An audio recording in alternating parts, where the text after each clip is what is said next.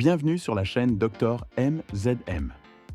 Avant de commencer cette vidéo, n'oubliez pas de vous abonner et d'activer la cloche de notification pour ne rien rater nos prochaines vidéos. Le café est l'une des boissons les plus consommées au monde. C'est aussi l'une des boissons qui a été le plus étudiée, avec son principal composé, la caféine. Les études ont montré que globalement, la consommation modérée de café était plutôt bonne pour la santé, mais ce qui n'a pas été fait, c'est ce qui vient d'être publié par des chercheurs australiens. Qu'est-ce qu'ils ont fait? Eh bien, ils ont analysé les effets de 3 types de café, qui sont le café moulu, le café soluble instantané et le café décaféiné sur les maladies cardiovasculaires, les troubles du rythme cardiaque et sur la mortalité. Et les résultats sont intéressants. On voit ça tout de suite. Plus de 80% des médecins recommanderaient à leurs patients d'éviter le café, surtout s'ils sont atteints de maladies cardiovasculaires ou d'arythmie cardiaque, auraient-ils tort? Eh bien peut-être bien que oui, si l'on se réfère aux études existantes qui montrent qu'une consommation de café jusqu'à 4 à 5 tasses par jour aurait un effet protecteur sur les maladies cardiovasculaires et sur les arythmies. Alors je sais, ce sujet est assez polémique, il va en irriter plusieurs d'entre vous, mais on va aller regarder de plus près ce qu'ont fait les Australiens, sachant que dans le café, il n'y a pas que de la caféine, mais plus de 100 composés. Les Australiens ont recruté plus de 500 000 patients, leur consommation de café a été analysée, de même que leur mode de vie, leur façon de s'alimenter, leur poids, leur niveau de pression artérielle, s'ils étaient sédentaires ou pas, de façon à éviter les confusions pour classer les gens selon leur même profil.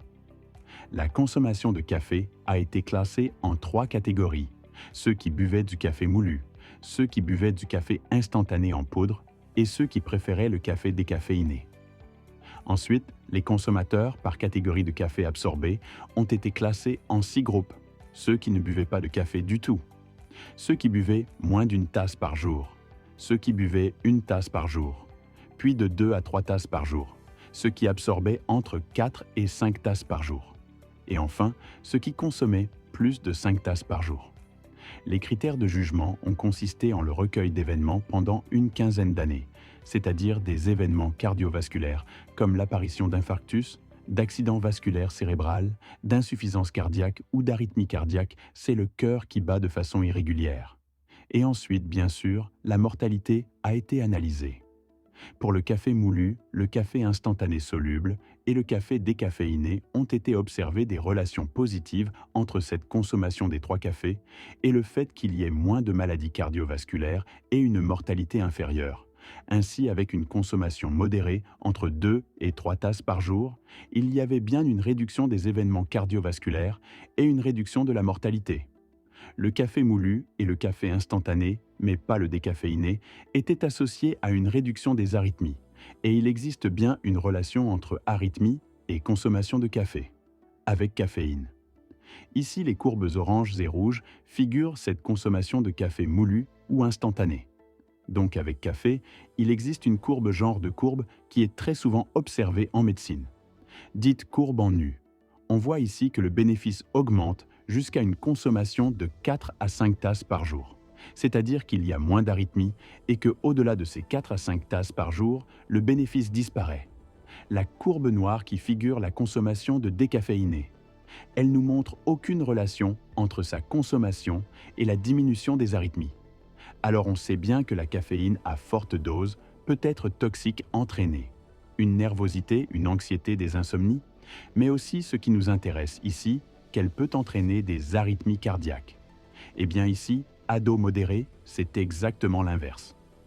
Les doses modérées, le café avec caféine, protègent contre les arythmies. Et c'est ça, la fameuse courbe en U, ni trop ni trop peu. Et c'est extrêmement courant en médecine, c'est extrêmement courant en nutrition. Alors maintenant, tous les types de café ont toujours à faible dose un effet bénéfique sur les maladies cardiovasculaires. Moins d'infarctus, moins d'AVC, moins d'insuffisance cardiaque. Et 2 décès.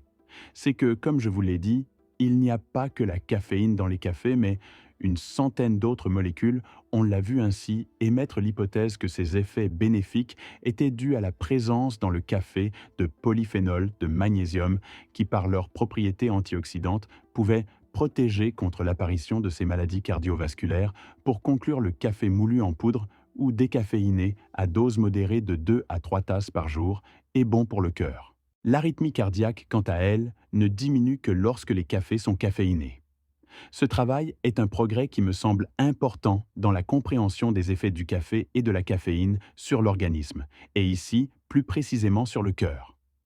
Il reste à comprendre et analyser le rôle de tous ces composés qui sont dans le café, mais ceci, c'est une autre histoire.